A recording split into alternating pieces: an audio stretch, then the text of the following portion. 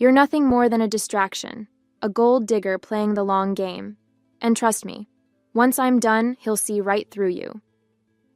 Judith's words were ice cold, her expression calm, as if she were discussing the weather. I sat there frozen, gripping the handle of my mug so tightly I thought it might crack. I wanted to say something back, to defend myself, but I didn't. Back then, I thought staying polite and composed would win her over eventually. I couldn't have been more wrong.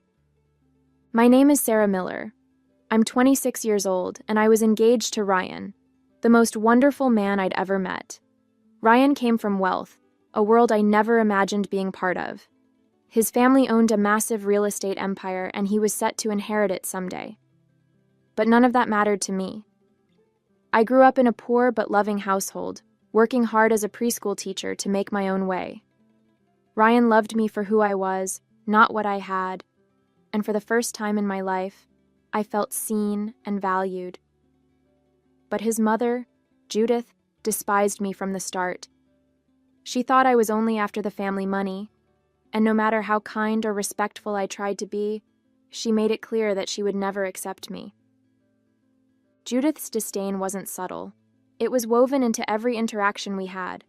She'd make snide comments about my clothes, about how I seemed sweet but unpolished, or how Ryan needed someone who could handle the pressures of their world. I tried to ignore it, telling myself it was just her way of testing me, but deep down, it hurt. Ryan, of course, didn't see this side of her. Around him, she was charming and loving, the perfect mother. She didn't criticize me outright when he was in the room, but I could feel her icy glares and catch her condescending tone. When I tried to bring it up to Ryan, he'd brush it off, saying things like, "She just needs time, Sarah. She's protective of me, that's all." I wanted to believe him, so I stayed quiet. But things started getting worse as Ryan and I got closer to setting a wedding date. Judith's comments turned sharper, and her subtle digs became outright accusations. One night, while Ryan was out, she cornered me in the hallway. "You're not fooling anyone, you know," she said, her voice low but firm.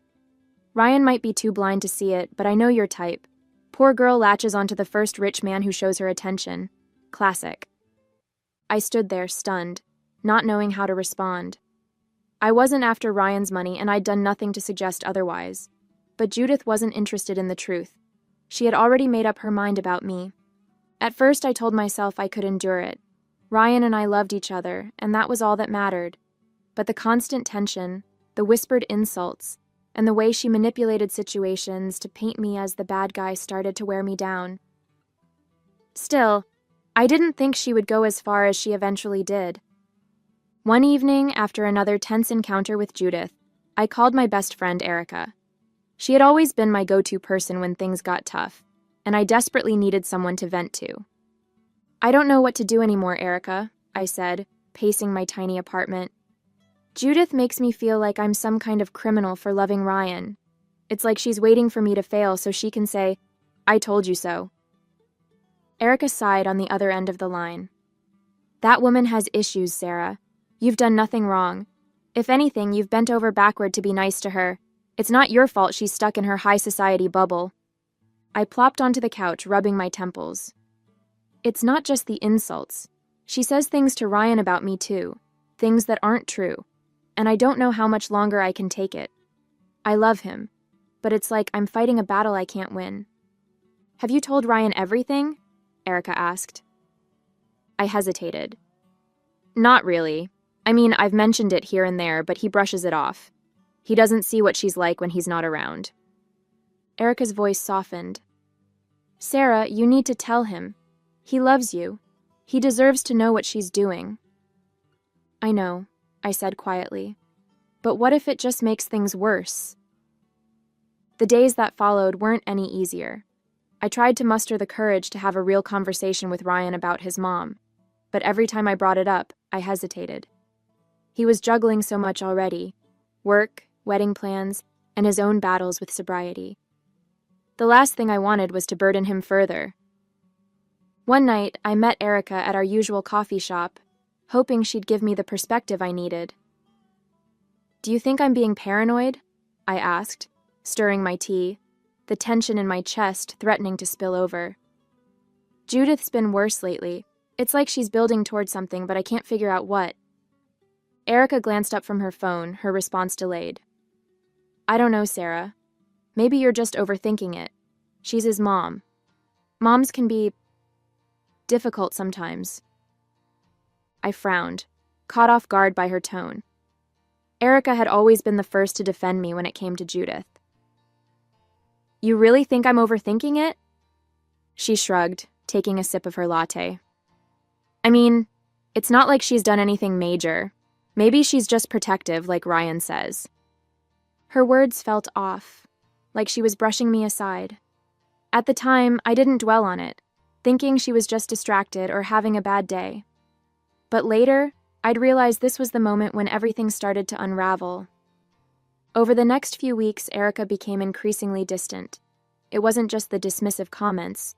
She started dodging my calls, responding to texts hours later, or not at all. When we did talk, she seemed preoccupied, barely listening to what I was saying. I tried not to take it personally at first. Everyone has their own stuff going on, right? But deep down, it bothered me. Erica had always been my rock, the one person I could count on to have my back.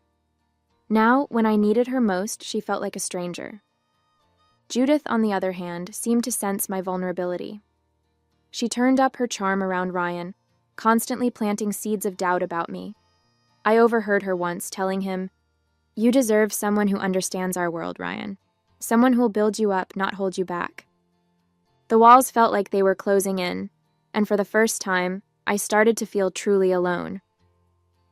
One afternoon, Ryan mentioned that his mom wanted us to come over for tea. She says she wants to make an effort, he told me, his tone hopeful.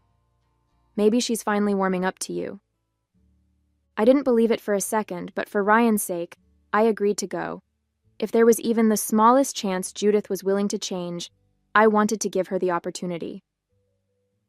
When we arrived at her house, I was already on edge.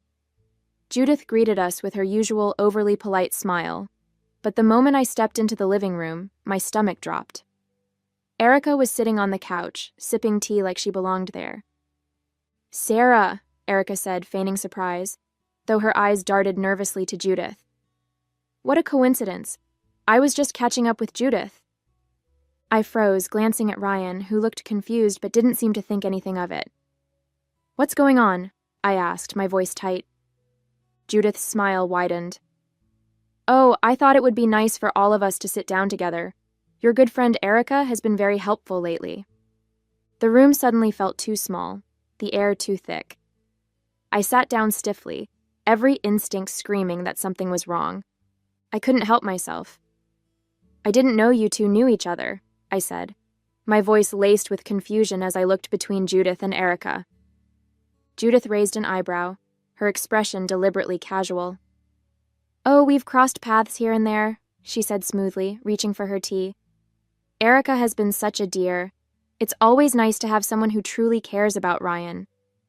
My stomach twisted at her words. I turned to Erica, searching her face for some kind of explanation, but she wouldn't meet my eyes. Instead, she gave a half-hearted shrug and muttered, "Yeah, it just kind of happened. Judith's been really supportive." Supportive? Of what? I thought. The whole thing felt off, but Ryan didn't seem to notice. He just leaned back in his chair, sipping his tea, oblivious to the tension brewing right in front of him. Judith set her teacup down with a delicate clink and leaned back, her eyes flicking toward Erica. "Well," she said, her tone light but loaded, "since we're all here, I think it's time to address something important. Erica, dear, why don't you tell Ryan what you told me?" My heart dropped, a cold wave of panic washing over me. "What are you talking about?" I asked, looking between them. Erica hesitated, her hands fidgeting with her cup. She finally glanced at Ryan, her expression grave. "Ryan, I didn't want to say anything, but I can't keep this to myself anymore." She paused for effect, glancing at Judith, who nodded encouragingly. "I saw Sarah, with another guy." The room went silent except for the sound of my heartbeat pounding in my ears. "What?" I said, my voice shaking. "Erica, what are you talking about? That's not true."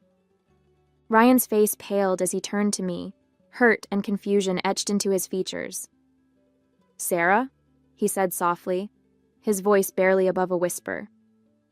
Erica took a deep breath, avoiding my gaze, and continued. "It was a few weeks ago," she said, her voice trembling like this was hard for her. "I was downtown, grabbing coffee after work, and I saw Sarah with this guy. They were at some restaurant, laughing, holding hands, and kissing. It was obvious, Ryan. I didn't want to believe it at first, but I couldn't ignore what I saw." I shook my head, my chest tightening so much I could barely breathe. "Erica, stop. That never happened. You're lying. Why are you doing this?" She finally met my eyes, and for a second I thought I saw something there. Guilt, hesitation. But it was gone as quickly as it appeared. "I'm not lying, Sarah. I didn't want to say anything, but I couldn't just let Ryan keep living a lie." "A lie?" I repeated, my voice breaking as tears streamed down my face. "You're supposed to be my best friend. Why are you doing this? I've never cheated on Ryan. Never. You know me." Ryan stood abruptly, the chair scraping against the floor. His hands were shaking as he turned to Erica. "You're sure about this?" he asked, his voice tight with barely contained emotion. "I'm sure," Erica said, her tone soft but resolute. "I saw it with my own eyes.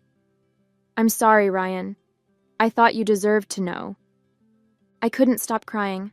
I felt trapped, like the walls were closing in around me. "Ryan, please," I begged, reaching for his hand. "You have to believe me. I don't know why she's saying this, but it's not true. I love you. I've never done anything like that." He pulled his hand back, his eyes filled with anger and hurt. "How could you do this, Sarah?" he shouted. "How could you lie to me? After everything we've been through?" I started, but he cut me off. "Get the hell out of here," he said, his voice trembling with rage. "I can't even look at you right now." I froze, my legs weak and my heart shattered. I looked at Erica one last time, hoping for some sign that she'd break and tell the truth, but she just avoided my eyes, staring down at her cup. Without another word, I grabbed my bag and stumbled out of the house, tears blurring my vision. I couldn't understand what had just happened, or why Erica would betray me like that. All I knew was that my world had just crumbled. The next few days were a blur of tears and unanswered calls. I tried everything, texting, calling, even showing up at Ryan's apartment, but he wouldn't answer. The few times I knocked on his door, I could hear movement inside, but he never came to open it. Each attempt left me more broken than the last. I'd stand outside his building, my hands trembling as I tried to compose yet another message, hoping this one would somehow get through to him. "Ryan, please, just let me explain. You know me. You know I would never do this to you." But each text went unread, the little delivered mark mocking me every time. I tried Erica too, desperate for some kind of explanation. She ignored every call, and when I sent her a long message asking why she lied, I got nothing but silence. The betrayal from my best friend hurt almost as much as losing Ryan. I couldn't wrap my head around it. We'd been through everything together. Why would she do this to me? I barely slept, replaying that moment in Judith's house over and over in my head. I kept thinking about the look on Ryan's face, the hurt, the anger, the betrayal. It haunted me. I felt like my heart had been ripped out, and there was nothing I could do to fix it. As much as I was hurting, I couldn't stop thinking about Ryan. He wasn't just angry, he was devastated, betrayed by the same lie that had torn my world apart. It hit me then that he wasn't just another victim of Judith's manipulation. In a way, he was the target. Her actions had shattered him just as much as they'd shattered me, and in some ways, even more. I tried reaching out to Ryan again, determined to get through to him this time, but it was useless. Every call went straight to voicemail, and every message remained unread. I even went to his apartment again, but when I knocked, there was no response. The silence was unbearable. Meanwhile, the updates from Alex and others grew more alarming. Ryan wasn't just missing work. He was skipping his recovery meetings, avoiding his friends, and spending time in the worst parts of town. The person they described wasn't the Ryan I knew. He was slipping further and further away, and I felt powerless to stop it. It was late one evening when I heard a knock at my door. I wasn't expecting anyone, so I hesitated before opening it. When I did, I was stunned to see Judith standing there. She looked nothing like the composed, icy woman I was used to. Her hair was a mess, her face pale and her eyes red, like she'd been crying for hours. "Sarah," she said, her voice trembling. "Please. I need your help." I stared at her, barely believing what I was seeing. "Judith?" I said, my tone sharp. "Why are you here?"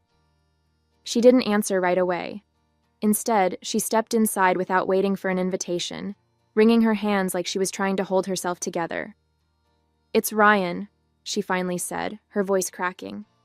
He's falling apart. He's using again, and I don't know what to do." I folded my arms, the bitterness rising in my chest. "What do you want me to do about it, Judith? You made it pretty clear what you think of me." Her eyes filled with fresh tears, and she sank into the nearest chair. "I was wrong," she whispered, "about everything. I thought I was protecting him, but all I've done is destroy him. And you." Judith's hands trembled as she clasped them tightly, tears streaming down her face. "Sarah," she began, her voice breaking, "I've made a terrible mistake. I thought I was doing the right thing for Ryan, but I've only hurt him. And you. I've hurt you both so much." I stayed silent, watching her unravel. The composed, cold woman I'd known was gone, replaced by someone desperate and broken. "I lied," she admitted, her voice barely audible. "About everything. The affair, Erica. It was all me. I made it up." She looked up at me, her eyes pleading. "I wanted to end your relationship. I thought you weren't good enough for Ryan. I thought you were going to ruin his life." I felt my chest tighten as the weight of her words hit me. "You lied?" I said, my voice shaking. "You paid Erica to say those things?" Judith nodded, her sobs growing louder. "Yes, I paid her $100,000 to tell Ryan you were cheating. I thought if he believed it, he'd end things with you, and he'd find someone I approved of." Her voice cracked as she continued. "But I was wrong, Sarah, so wrong. You've been nothing but good for him, and I was too blind to see it." I shook my head, anger bubbling to the surface. "You didn't just hurt me, Judith. You destroyed him. Do you see what he's become because of you? He's back on drugs, he's lost, and he's hurting because of the lies you told." Judith's sobs turned into full-on weeping as she buried her face in her hands. "I know," she choked out. "I know, and I can't undo what I've done. But Sarah, please, please help him. He listens to you. He loves you. You're the only one who can save him." I stared at her, torn between my anger and my lingering love for Ryan. She looked up at me again, her tear-streaked face filled with regret. "I'll do anything, Sarah. I'll tell him the truth. I'll admit everything. Just, please, don't give up on him. He needs you." I stood there, frozen, unable to process what I was hearing. Judith, the woman who had spent months tearing me down, lying about me, and ruining my life, was now sitting in my living room, begging me for help. Her words echoed in my head, but it was like my brain refused to fully comprehend them. Judith looked up at me, her face streaked with tears, and reached out as if to grab hold of the air between us. "Sarah, please," she whispered, her voice cracking under the weight of her desperation. "He only talks about you. Even in his worst moments, when he's completely lost, it's you he calls for." My heart ached hearing that, but I stayed silent, my mind racing. Judith seemed to sense my hesitation, and she leaned forward, her voice growing more frantic. "You're the reason he stayed clean, Sarah. You gave him hope, something to live for. Without you, he's spiraling. Please, I'm begging you. I'll do anything to make this right." I took a deep breath, trying to steady the storm of emotions swirling inside me. Judith's words hung in the air, and as much as I wanted to walk away from all of it, from her lies, from the heartbreak, I couldn't. Not when it came to Ryan. "I'll help," I said quietly, my voice shaking. Judith's tear-streaked face lit up with relief, but I held up a hand to stop her. "But I'm not doing this for you, Judith. I'm doing it for Ryan. I love him, and I always have. But what you did, it's unforgivable." "I know," she whispered, her voice breaking again. "I know, Sarah, and I'll do everything I can to make it right. I'll tell him the truth. I'll admit everything. Just, please, help me bring him back." I nodded, even though my heart felt like it was being ripped apart all over again. "I'll talk to him," I said firmly. "But this doesn't mean everything is fine. It's going to take a lot for him to heal, for both of us to heal." Judith wiped her face, nodding furiously. "Thank you," she said, her voice barely audible. "Thank you, Sarah." As she left, I felt a mix of dread and hope. I didn't know how Ryan would react to the truth or if we could ever rebuild what we had, but I knew one thing for sure. I wasn't going to let him fall any further, not if I could help it. The next day, Judith picked me up, and the ride to Ryan's apartment was tense and silent. She gripped the steering wheel so tightly her knuckles turned white, and I could feel her anxiety radiating off her. I wasn't much better. I kept fidgeting with my hands, my stomach in knots as I thought about what was about to happen. When we arrived, Judith knocked on Ryan's door, her hand trembling slightly.